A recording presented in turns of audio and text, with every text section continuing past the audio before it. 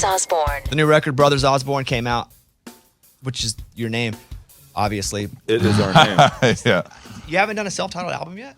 No, we haven't. I do also think it's really funny that, it's a self-titled album, but also how we just simply came about our name. It all seems very lazy. We're just Brothers Osborne album, Brothers Osborne. Also very maybe indulgent and The promoting. first track, Brothers Osborne. So why did you name this one? Why was it self-titled on this one? Well, here? I mean, since we put out our last album, Skeletons, John and I have really, I think, shared a lot about ourselves, our personal lives. And even though I feel like we've always been ourselves, I think there was probably, 10, 20% of us that was always kind of off limits and we didn't really speak about. And now, with having those kind of barriers removed, I feel like it is the first time we're able just to 100% openly be ourselves.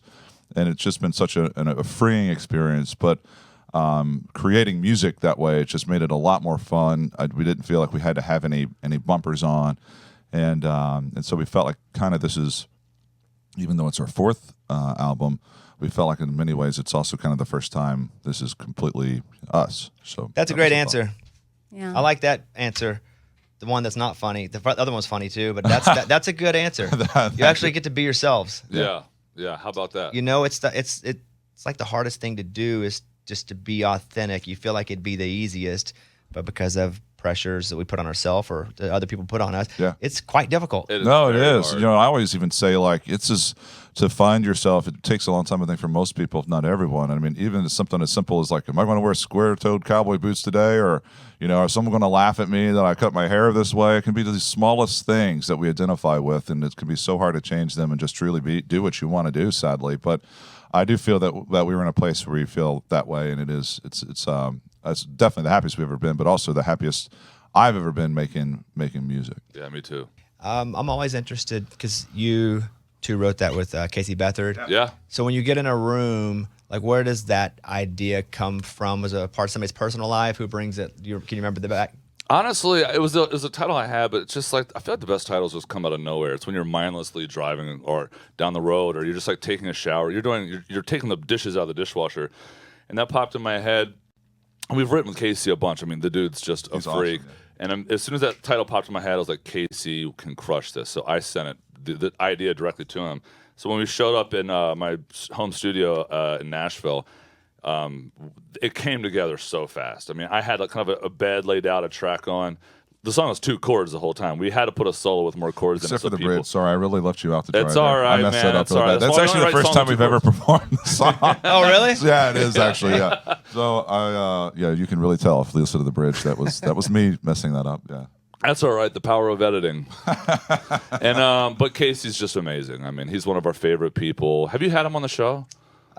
We've had him at the house. Yeah, I've had him at the house for an He's hour. one of the best humans on Yeah, earth. he's just a great person all around and amazing. One of our favorite writers. So he's such a great person. I feel like he intentionally he likes to keep a low profile, but he's one of the most prolific songwriters in Nashville. Oh, yeah. And so it was just a title, and then do you start talking about stuff? Like, do you get deeper and go, well, what can we turn into a song lyric-wise? Yeah, definitely. It's funny, this pursuit of a career in the arts it's really hard. It's really tricky. I mean, it goes into why we self-titled this album. I mean, you think you have to be something when you're here. You got to be someone else. You're never trying to be yourself. You always want to be something else.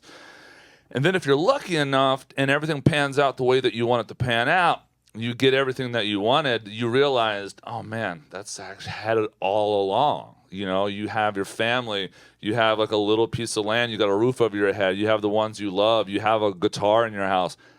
That is everything. And it's just kind of like, it's the perspective that you have after actually getting what you want is quite profound. It's that Jim Carrey quote, I wish everyone could be rich and famous so they could realize that it has nothing to do with happiness.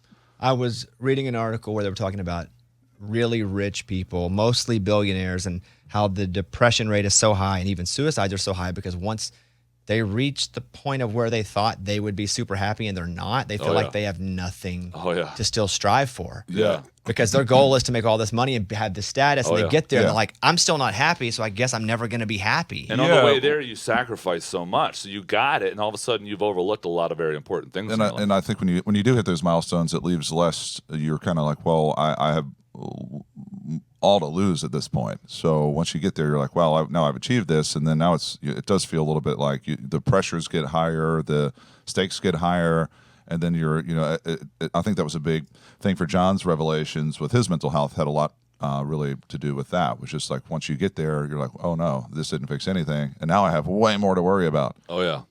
It's interesting because, like, from a fan's perspective or people that are just on the outside looking at artists or actors that have success, like I saw Macklemore talking about it, like it was the height of his career and he was just won a Grammy or something. And like everybody was celebrating him and probably thought he was on the top of the world. And he was like, literally was the lowest I've ever been in my life. Yeah. But like from the outside looking in, everyone's like thinking in their heads, I wish I could be them. I mean, not everyone, but some people are like, I want that. I wish I could get there. For sure. And so it's like, and then internally an artist might be like, no, it's not all. Oh, honestly, it's because you neglect the important things in your life, like your mental health, maybe sleeping, maybe taking care of yourself, and then you finally get there, and all of a sudden, that's when it all catches up with you. All of it's like, all right, we've been knocking at your door, now we're coming in, and that's the same thing that happened to me. And then it gets to that song, Who Says You Can't Have Everything? Yeah. I mean, which is the things that we feel like we're shooting for are probably not the most important things. No, they're not. The things we're conditioned to Rarely feel are the are, most yeah. important. Right. You know what song that you guys have that it's not on the new record, but yeah, my wife and I kind of have a playlist. It's probably like 100 songs, and it's just kind of like hangout playlist where you don't have to think much, but you just like the music. Oh yeah. And she's Oklahoma, so she's a lot of Turnpike Troubadours. Oh, yeah. and Oh, yeah, I love it. She's Zach Bryan, but you guys are on the list a lot too. I Don't Remember Me. Before yeah. Don't Pops up Remember a Me lot. for you, yeah. Do people, because that song hits, I think both of us pretty good. Is that one of the ones people come up to and they're like, man, that's like our song, my love song with somebody? Yeah. That one. We have another song called "Pushing Up Daisies" that a lot of people. And in fact, we always like, which one of these do we play? Because they occupy the same space. So we're like, which one do we play?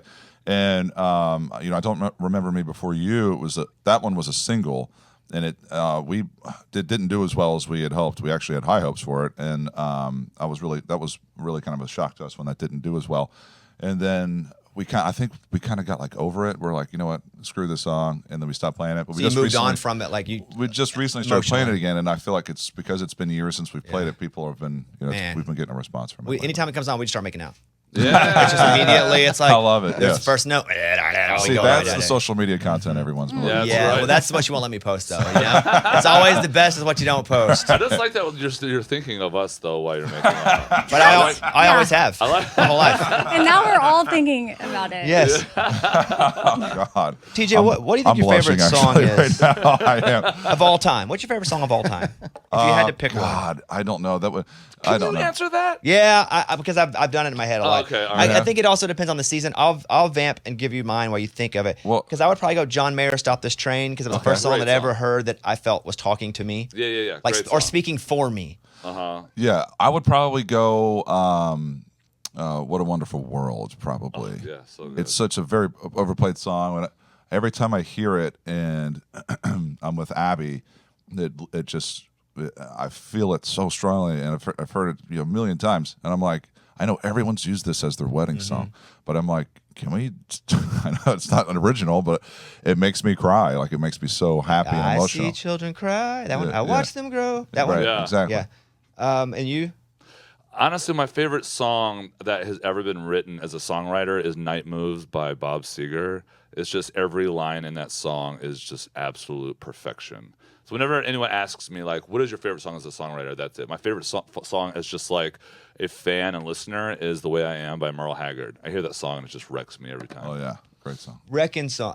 Blue Eyes Crying in the Rain. Oh, so good. Oh yeah. You talk about a song that just wrecks me. And it's perfect, Yeah. too. You know, something I've been experiencing lately is that Abby's from Mexico, so he doesn't know a ton about American culture. He's learning it, but I always love seeing him experience something for the first time with like a total fresh set of ears without any preconceived notions of what it's going to be. And just recently there was Patsy Cline came on, and he was like, "Who is this?" I'm like, "This is Patsy Cline," and he, didn't know who it was. And he just went in a deep dive. So we've been listening to a lot of Patsy lately, but I love like experiencing that through him because I'm like, this is really great. Or like Aretha Franklin, one time he's like, "Who is that?" I'm like, that's a Queen. Queen of Soul, baby. Like, come on. And so I love having that experience. It makes it fresh for me, and I feel like we get so lost in like what's cool and what other people like, so we like it, and just seeing that kind of no other opinions attached to what he's experienced for the first time. It's cool to for me. It's inspiring. I have a joke in my stand-up that my wife is 12 years younger than I am, and I'm like, I get to introduce her to things like in a time machine, so that she's never heard before. Right. Or I'm like, you're never gonna believe it. This guy got kicked out of Philadelphia, and now he's living with his uncle. It's like, and then I'll do music, and because again, there's some of the stuff like she doesn't know any of the 90s alternative stuff. Yeah. But if we're playing cards and I won the game before, we listen to like 90s to 2000 rock, and even like Rage Against the Machine, like that. Right. That's really not her jam. But now it'll come on, or she'll hear like closing time. She'll be like, I know this song only from you playing it, so I get to introduce her to all of that. Oh, so that's a fun game. I'm like, watch, tickle the little red. Watch, he'll laugh. I always like what happens for me, and this does actually make me feel old when it happens, is I'll be like, oh, this person I'll give some history, and then he'll be like, you've told me this like every time, all 8 times we've heard this song. You've started with the same intro. I'm like, God, I am my father now. Patsy Cline, Willie Nelson. That's right. That's exactly. what we do every time. Every time. You know who wrote Crazy? Yes, every time. Literally that. All right, Brothers Osborne record is out now, and you guys go to the site, brothersosborne.com. You got some dates, but I imagine, are you doing a little less now that you have kids? I wish. You're not? I wish. No, we're touring a lot. And but we do have 4 shows coming up in October. 1 here in Ascend, but also New York, LA, and DC. So we've got 4 big shows actually coming out to promote this record. So go get them tickets. October 5th, New York, October 7th in Nashville, October 14th in DC, and October 22nd in Los Angeles. Yeah. Good to see you guys. Congratulations on the Good to see record. you, buddy. There they are. Thanks for having Brothers Osborne. Back in a second. Thank you.